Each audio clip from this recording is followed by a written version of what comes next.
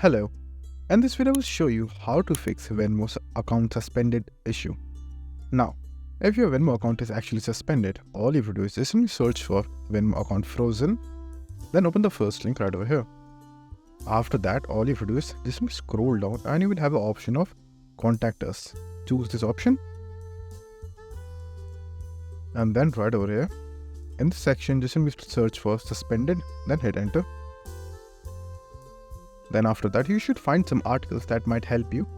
So just simply take a look at them and see if any of them helps you or not. If you're still unable to find any type of solution, all you have to do is just simply go to the help center option and try searching for the same thing right over here as well and see if you find any type of troubleshoot or not. And in the end, if you're unable to still find any type of solution, then just simply contact the support team of Venmo and you can find the number right over here as you can see. So just simply contact them on this particular number.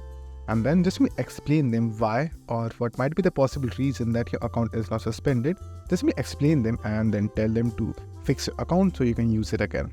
So that's it. And if this video was helpful, please consider subscribing and liking the video.